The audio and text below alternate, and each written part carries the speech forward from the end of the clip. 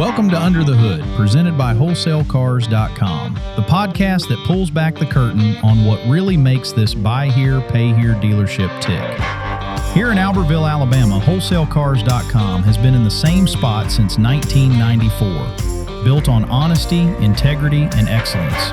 And around here, the people are just as important as the cars. In each episode, you'll hear from industry professionals and the folks who make this place run, sharing real experiences from behind the counter, behind the scenes, and sometimes behind schedule. The goal?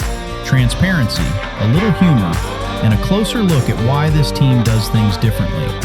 This is Under the Hood. Let's get started.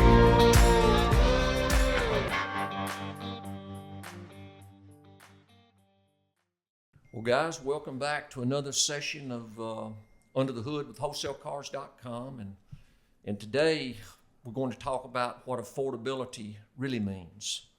We're going to break down the kind of deals that may look affordable, but they're cheap on paper, but in the real world, as you'll see before the end of this podcast, it's not as affordable as it may seem. I'm joined today with Gerardo again and Taylor, and we're going to break down some real world scenarios of what happens when people think that they get a cheap deal. That's right. When it's not. Things may not be what they appear. No, they sure aren't. So, but anyway, Gerardo, do you know what the average transaction price of a new car is today? Have you got any idea? Well, I think it's hovering around 50,000 if I'm not mistaken. 50,000. 50,000. Just 50,000. Just 50,000. Just 50,000. And I also read that the average down payment on that $50,000 car is about $6,000.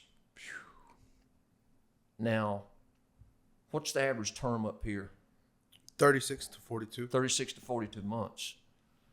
And the average term on that new car is typically 72, and some even at 84 months.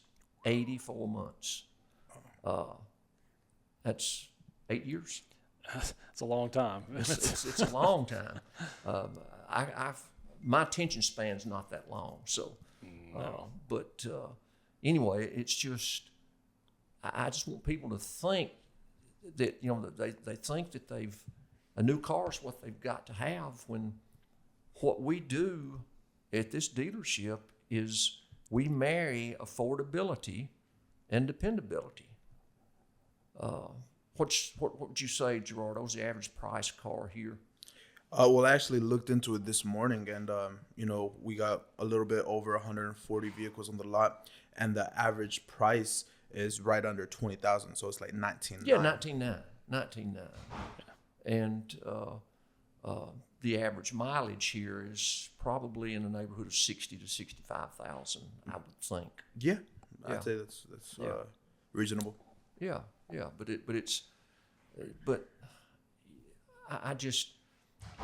I'm amazed. We had a lady that came in last week that she wanted to buy a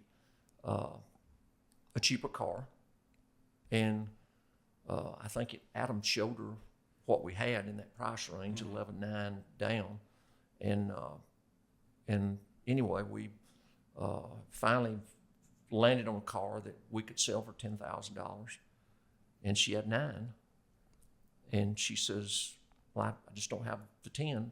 I couldn't do the 9." And she said, "Well, I'm going to go buy this Taurus that I found today." And Adam asked her, "Well, what's the Taurus?" "Oh, it's a 18 model." "Well, how many miles does it have on it?" 160. So it's cheap right now. It's cheap. She bought it, I think, for $7,000.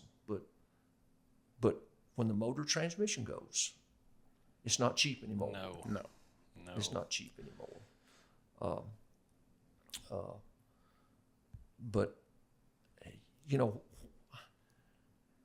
what may sound cheap on paper is going to cause you stress later on, where that's, most folks think that dependability, and in most car lots, especially, all car lots, you have affordable cars on one side of the car lot, and then on the other side of the car lot, you've got dependable cars. Now, what do we know about those two opposite ends of the lot? One might cost more than the other. That's right. One's going to cost more than the other.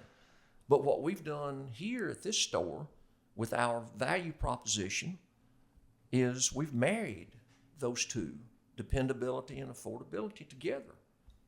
And the way we do that is, yes, most of the cars we sell have had a damage history. But it also comes with a warranty. That's right. There you go. It also comes backed by a company that's been in business for over 40 years. It comes with a company that has Google reviews and Facebook reviews at 4.8 and 4.9. And a service department. And service department. Oh, yeah, I forgot that. A service department. All of those things that people, they need to consider. But anyway, that's we bring the two sides of that lot together, and you can keep your dignity and still drive a decent car that you don't have to keep the tow truck's number on the dash of your car on a magnet to call him when it breaks, because it's going to break. Oh yeah, Yeah. And, it's something super important. Regardless of price point, regardless of how low you can get that payment to, if it's not a dependable car, it's not going to be an affordable car at the end of the day. No, it's not. It's just simply not. Well, I think sometimes people use those words interchangeably, like cheap and affordable. No such thing. Those aren't the same things. Just because something is cheap does not mean that it's going to be affordable. Just like you said, it's cheap now. It's cheap now. But what happens when there's a significant problem? Yeah, and the thing that really gets in my craw is, the dealer that sells her that 160,000 mile car, he's going to sell it as is. Yep. Because he knows it is a ticking time bomb. And then when it does break in about 3 months, guess who they blame? The dealer. But he told them it was as is, and the reason it's as is because he can't afford to keep that car up with 160,000 miles. We don't underwrite cars, and we own our warranty company. We don't underwrite cars with 160,000 miles because it would be like writing life insurance on a 90-year-old man that's 100 pounds overweight. Not smart. Not a smart. For the underwriters, they're not going to like that. Yeah. Same thing here. So, but it's not that difficult. No, I think people, you guys have talked about this before, though. The only number that is in someone's mind is either what does this vehicle cost, period, like what's the out the door price. Yeah. You hear that all the time. What is the out the door Yeah. price? Or I can afford X number for a monthly payment. Mm-hmm. And as long as I don't care, what shape this car is in or whatever it is, if I can afford the payment, I'm going to go for it. Yeah. And it's like, that may or may not be the best decision for you to make, given what shape that vehicle's in. That's right. So just because you can afford the payment, but it's got 180,000 miles on it, you might be better off. Tick. Yes, you tick. may be better off to spend a little more money little more and money. get something that is more dependable. A little more money. But the way we source our cars here is totally different from my competitors. Totally different. Again, we search out lightly damaged cars and show you the picture when you buy it because they've got low miles. If you stand toe-to-toe, shoulder-to-shoulder in a conventional auto auction that they're running and driving through, you're sitting there bidding against 60 other dealers wanting the same car. Gerardo, now you're a capitalist at heart. If you've got 60 other dealers in that lane wanting the same car, what happens to the price of that car? It goes up. Goes way up, doesn't it? Goes way up. And the auctions that we buy in are, they're competitive as well, but they're not nearly as competitive as a conventional auto auction is, because we're set up with our infrastructure in this place to take these cars, and once they get here, we inspect them, and at that point, we make a determination if we want to recondition that car. And it's just the reconditioning process at this store, it's hard to believe how deep it goes, and how many we call when we get them, because we just, again, it's my warranty company. Why would I sell a car that's going to give a problem if I've got to take it out of my left pocket, my warranty company, and feed it into my right pocket, my car company? Doesn't make sense. Mm-hmm. Best thing to do is just you go through a culling process and just get rid of the bad cars.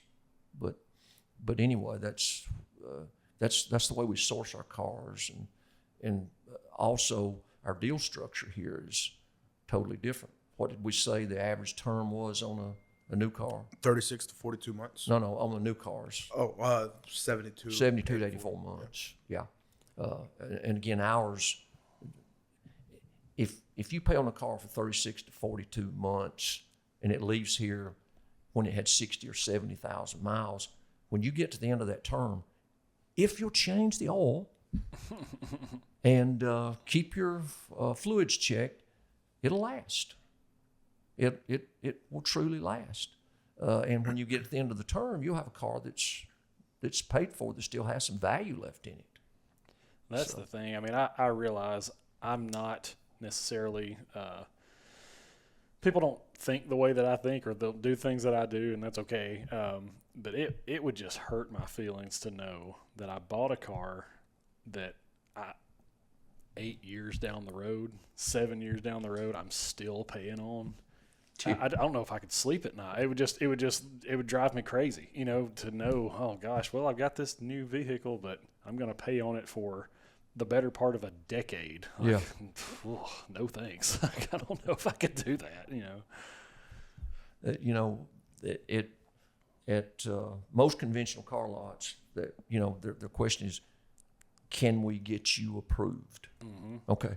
Here, we're going to make sure that you stay approved. Mm-hmm. Can you make the payments? Yeah. You're not going to leave here if we don't think you can make the payment. We're not going to set you up to fail. Just not going to do it. So that's right. Gerardo gets mad sometimes because somebody comes in with $3,000 down, but they're on a fixed income. They can't make the payment. Nope, they can't. They can't make the payment, but he'd still like me to do the deal, but we don't do that deal. That's right.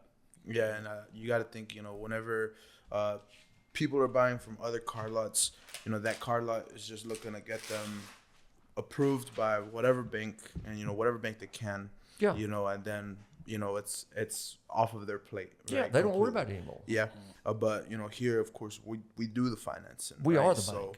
Yeah, we are the bank, and we continue that relationship with the customer until they pay off. Long-term relationship. Oh yeah. So, if you sign up for one of those 72-month loans, you've got to wrestle every month when that payment comes around, that $750 a month payment. Yeah, and that's how much it is, $750 a month typically. You've got to wrestle with, gosh, they're going to draft my card tomorrow or whatever to make that payment, and you constantly have to be on guard about that, and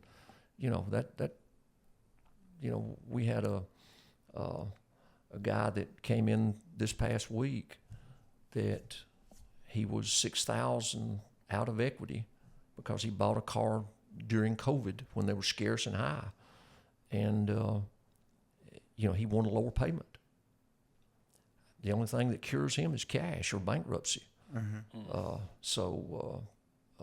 we obviously we couldn't help him in any way, but we certainly were able to help a lot of folks. So, no doubt.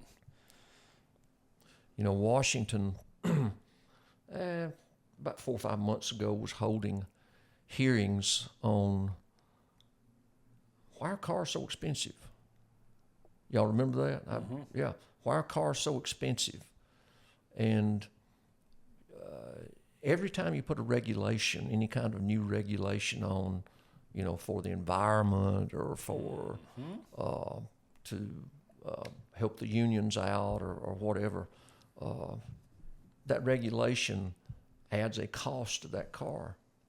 You know, my pet peeve is tire sensor monitors. You know, they're about $40 a piece. And in my opinion, they serve no purpose other than to drive you into the service department at your local franchise store so he can upgrade you to buy a cabin filter or whatever else you probably don't need, but he's going to sell you. But he's got to pay for that big facility. So, but we're all about getting you in a budget that will let you breathe. Yes. You know. I think, if I remember right, I think Elon Musk said it on an interview or a podcast or something a couple of years ago, but he was talking about the difference between luxury and freedom. Yeah. And his point was, there's people whose yearly salary is $50,000 or $60,000, and they're financing vehicles that are $80,000, $90,000, $100,000. And he was like, at what point does the luxury of something new begin to not become as valuable as the freedom that you would have if you had more room to breathe? You know what I mean? So it's like freedom, the ability to have some margin in your life far outweighs the luxury of this $750 payment that I'm under for the next 7 years. You know what I mean? Yes. He's like, at some point, freedom is more valuable. You may not have the new whatever. The new car smell. Yes, you may not have that, but you can, like, you know, buy groceries and, you know, you can buy your kids Christmas presents and, you know, those sort of things. Like, at some point, that outweighs the new car smell, I guess. Yeah. So. We also we do a lot of coaching here. You know, customers come in, and I recall one lady that we sat her down and going over a budget, explaining, you know, it's just a simple T account. You take a legal pad and just draw a line, just draw a T, and on the left side you put coming in, on the right side you put going out, just a debit and a credit. But when she listed, she had had a car finance with us and was still a customer at the time, but she couldn't understand why she couldn't make her payment. Well, we took her budget. She listed out for us, and she listed. This is several years ago, back before Netflix, when you had to go to the video store to rent videos, and you know, she paid X number of dollars to the Blockbuster store every month, and she paid. She was actually renting a refrigerator. Oh, wow. And we said, well, gosh, this is an easy fix here. So that she was paying like $60 a month for this refrigerator, and it probably paid for it 3 times. Mm-hmm. But you know, something that simple. And we told her, I said, this is back before Facebook actually took hold. We said, just get on Craigslist. That was the thing back then. Mm-hmm. Get on Craigslist and buy you a used refrigerator. And she paused for effect. And she said, oh, no, that ice maker makes the best ice I've ever had. Okay. So, you know, but still, we still do coaching and counseling to people that will listen. Some listen, but it's just a simple fact of what's coming in, what's going out, and when you leave buying that new car and you feel good that day because that smell of that new leather and plastic, it smells really good until you get home and you get to thinking about it. And buyer's remorse sets in sometimes, and it's especially sets in when that $750 payment comes around. Oh, absolutely. I was going to ask you. You were talking about the coaching, and sometimes you sit down with people and kind of walk them through some of that stuff. Just off the top of your head, what percentage would you say of people listen to you during those conversations, and which ones kind of scoff and go, Oh, not many listen. Not many listen. I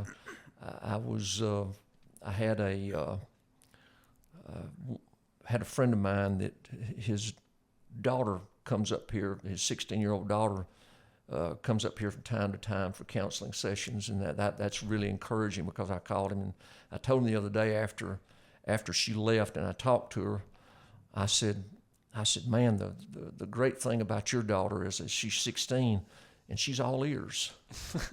She's listening, and it's yes sir, and I understand. Okay, I'll think that through.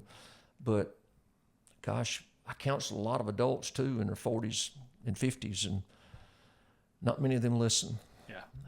But again, we're the product of our environment, and if we weren't raised in a way to understand money, unless we take the initiative and try to learn on our own, we'll never learn. And it's almost counterproductive for me to counsel customers to be smarter with their money.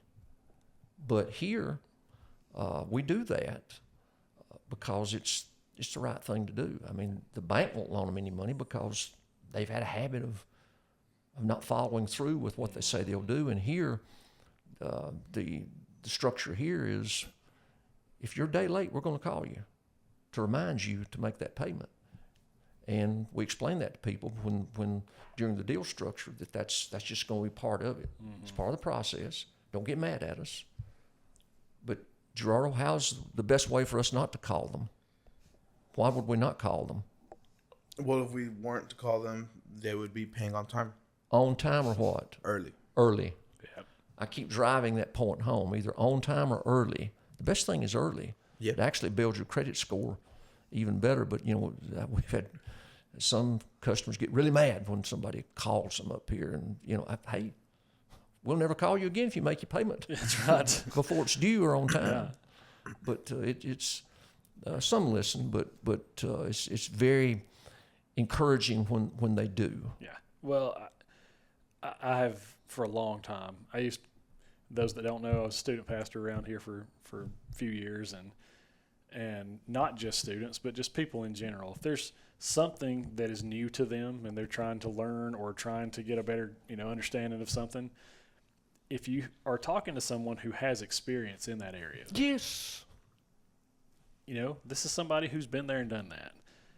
You would think most people would listen to that person.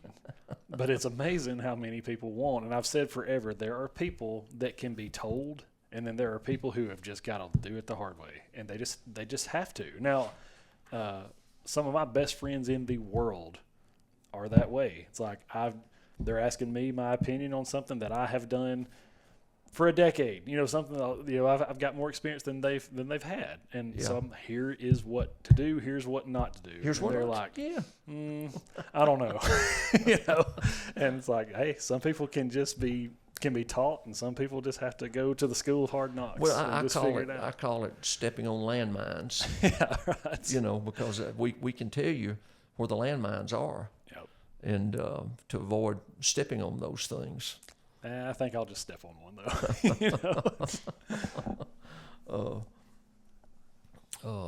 Have you sold anything this week, Gerardo? Yes, sir. We sold a what was it?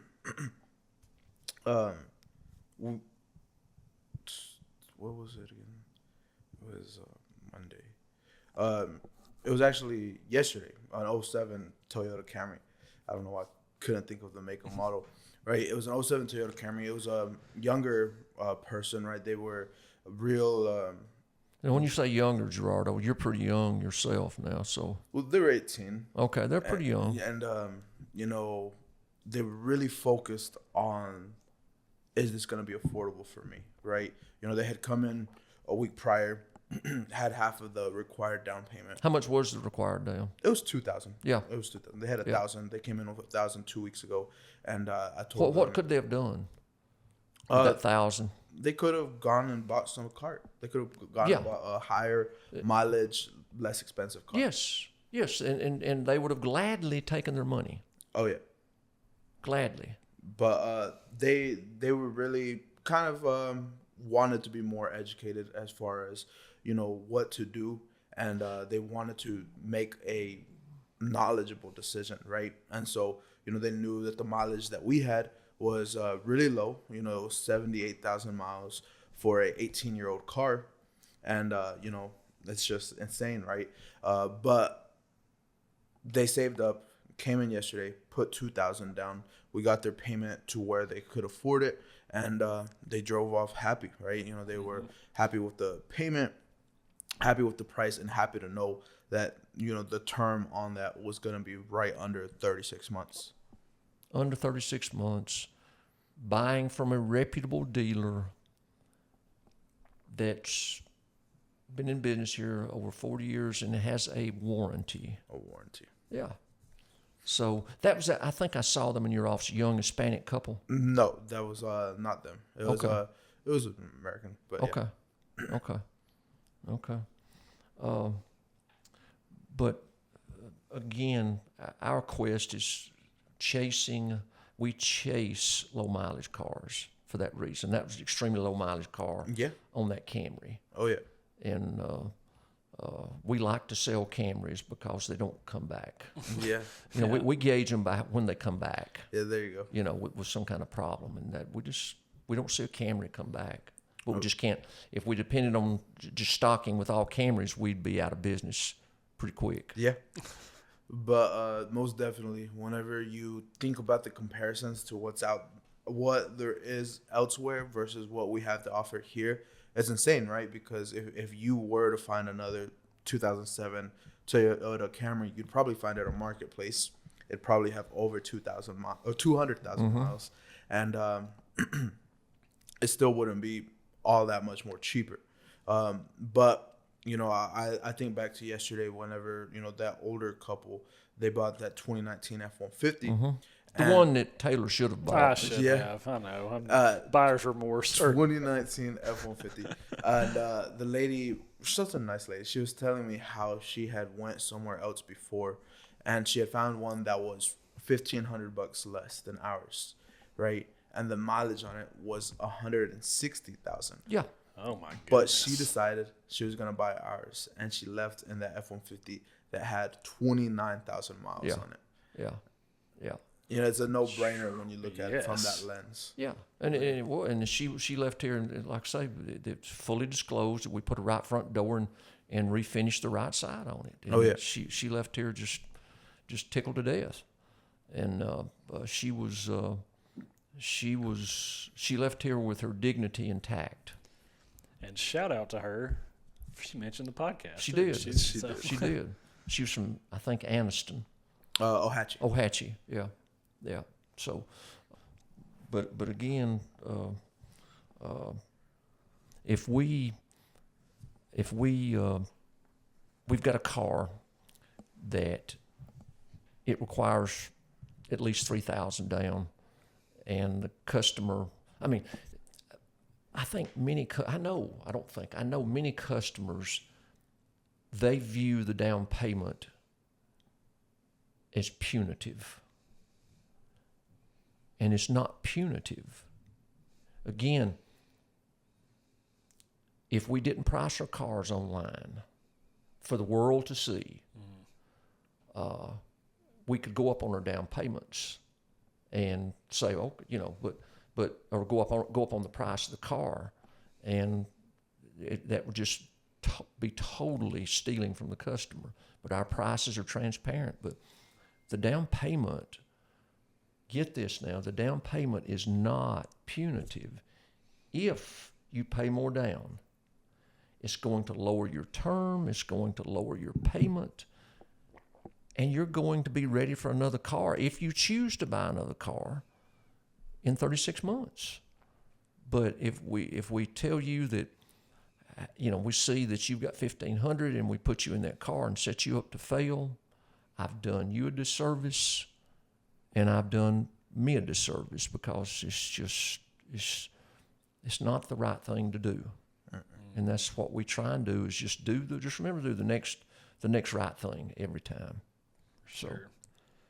I think that even though $1,500 you said was the difference between that F-150 and this one, I mean, that is a no-brainer between 29,000 you said mileage on the one from here. Yep. Versus 160. But she talking about $1,500 less in price or down payment? Price, yeah. yeah. I mean, my Hey. goodness. But I bet it didn't have a damage history with it, did it? Probably not. Probably not. But it's going to have a mechanical history to go with it very soon. Yes. With 160,000 miles. Therein lies the difference. Our cars come with a fully disclosed damage history, photographs, actual money that we spent repairing the car. Okay. Radically transparent, that we show you on the front end. If you buy that 160,000 mile car, and this is a good point, it's going to have a mechanical history very shortly. And it's going to be a lot longer than my damage history report's going to be. That's right. Because, for instance, in this truck, if she compared a similar truck, and I think that truck had an EcoBoost in it. I believe so. When that engine goes bad, and they typically go bad around 150 or 60, that's a $7,000 or $8,000 repair. Now that's for a used engine that's going to have 110 or 20,000 miles on it. Now, you buy the used engine and then you install it, you're at 10,000. You could go new. You could go back with a new EcoBoost engine to the tune of about 15,000. So, and that's what we try to make people understand, that our value proposition for people that want affordable payments, nobody can touch us. Nobody can touch us. But we're, again, fully transparent, and we're not going to sell you a bad car On purpose. on purpose. That's what I tell every customer. Occasionally we'll get one. We take them out of it. But very seldom, because we run them through the mill up here. Paul, I was going to ask you too, just in a real world scenario, just in your opinion, what's the threshold between let's repair a vehicle versus let's replace a vehicle? We look at it every day, because I had a guy the other day that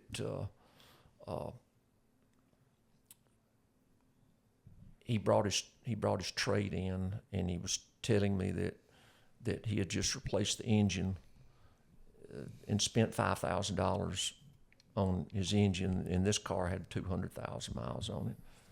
And I had to break the news to him that I wouldn't have done that, because if you've got that car and it will limp across the auction block, that's the best time to sell it, because now you've invested $5,000 more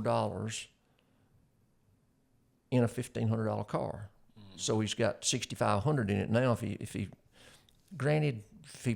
put it on Facebook today, he could probably get $3,000 because he's got a good engine, but he'd been way better off to take his $5,000 and not put it in that car. Could have sold his car that would have limped across the auction block for $1,500. He'd had $6,500 to go toward another car. But what we do, Taylor, we factor in obviously mileage, condition, and we also factor in a big deal is what kind of car is it? If it's as far as the manufacturer. Yeah. Okay. Yeah. If it's a Hyundai or a Kia with 100,000 miles, I'm not fixing it. Really? I'm just not going to fix it. Now, a Toyota or a Honda or a Chevy Impala, a Chevy Tahoe, any of those cars like that, Ford truck with a V8, not with a EcoBoost, with 100,000 miles, we look at repairs and go forward with it. But also we look at the condition of the car, how many times it's been rode hard and put up wet. Cars get really tired, and if you've got an old tired car, that's what the lady bought the other day with 160,000. She went and bought an old tired car. It's cheap today, but yeah, that we just several factors we weigh out there as to, and I'm the one that makes that decision here as to whether or not we're going to recondition or reload. And a customer with our extended warranty, if the engine or transmission goes out here or the rear drive assembly, we pay for half and the customer pays for half. And a lot of engines today, and we can get it done as cheap as anybody. An engine will be typically $4,500. If the customer, if they'd rather trade up, we'll give them that option to trade up. If they, they can take their $2,000 and apply it to another car, or they can take that $2,000 and decide to repair it, and we're fine either way. Gotcha. To do that. Yeah, I know that there's off camera. We were talking about this earlier. But my dad had an HVAC company for several years, and he would kind of do the same thing on your central HVAC unit. Get a service call, run out there, see what's wrong with it. And someone says, "Oh man, it's probably time to just replace this thing." I'm like, well, if it needs a $20 capacitor, let's throw that on there and let's let this thing keep rolling. If it's 20 years old and it needs a compressor, at that point, all right, let's probably replace this thing and get you a new one that has a warranty and all the things that come along with having something new. But there is a threshold where it makes sense to repair, and there's a threshold where it makes sense to replace. Yeah. And cars are no different. So, that's right. Exactly. And that's with HVACs, I'm not too versed on those things, and some unscrupulous HVAC people would say, "Yeah, you need a new one." That's exactly. And they take, what do you want me to do with this old one? Well, I just throw it away. Well, they carry it home, put a capacitor on, and then sell it to somebody else. Happens all the time. Because people just don't know. Yep. But let's take a real world scenario of a mom, and her name is Sarah. We'll just call her Sarah. Okay. She walks into a big franchise store with one goal in mind. She needs dependable transportation. Well, the salesman interviews her and gets her all of her pertinent information and pulls her credit score. And based on her income and how much she's got down, the system automatically will default to, well, she can afford $750 a month with a $6,000 down payment. And she buys that car, thinking that, thinking that's the route to go because somebody may have told her that, well, over there at that place, all their cars have branded titles, and a lot of them do. But with that branded title comes value, and that's what we're selling. And so many over the years they'll say, well, that thing's got a branded title. We can't sell that if I buy it. Well, yeah, you can. When Sarah buys this new car, she signs up, and then she just signed out on peace of mind because it's making that big payment. All it's going to take is hours get cut back at work, child gets sick, something happens. We call it a life change here. Anything can happen. So with that going on, she gets in a bind, and the next thing you know, she's got to let that car go back, and her credit has just tanked because she can't afford it. But if you buy a car from not picking on just franchise stores, but any car lot in general. If you buy a car on Monday and you drive it for 2 months and you decide you want to sell it, how much money are you going to make? Nothing. You're not going to make anything. No. You're going to lose money every time, unless you reckon you have gap insurance, and there's a possibility you might. But all it's going to do is pay it off. But same thing here.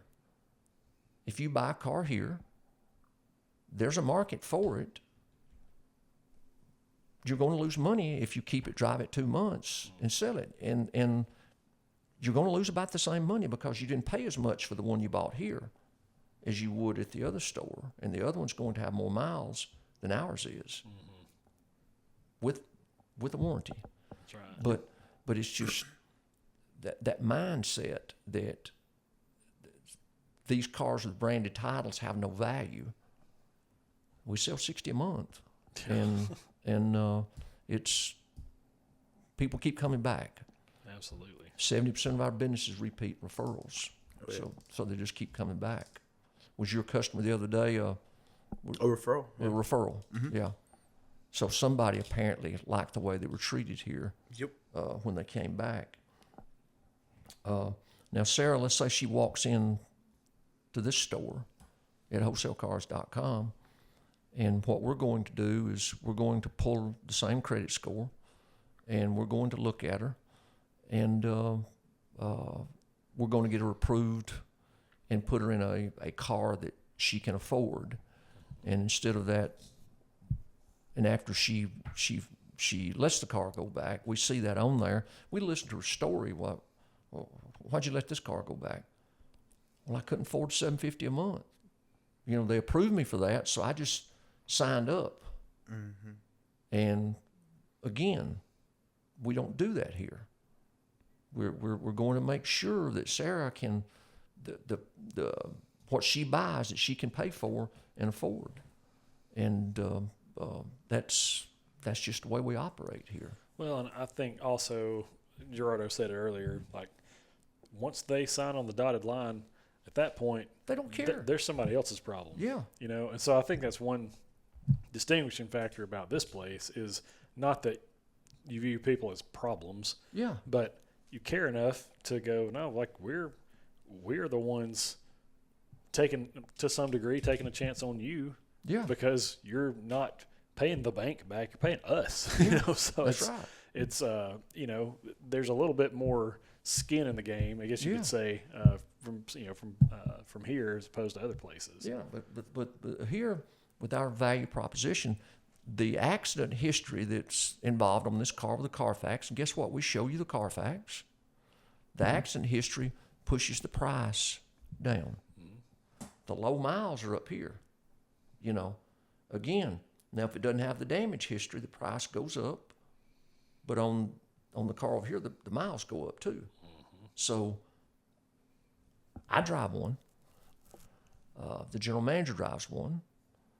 The AP person drives one. My operations manager drives one. There's 35 people that work here, and about 25 of them drive cars with branded titles, and they would never buy anything else because they see the value proposition in that in those deals. It just works. So you just sold the one car this week. I wonder why I keep you around here anyway. Come on, Gerardo. I know it. Anyway, that brings us to our sponsors won't let us go on much further than this. So what we're going to do today in the next segment is, again, we're marrying affordability and dependability.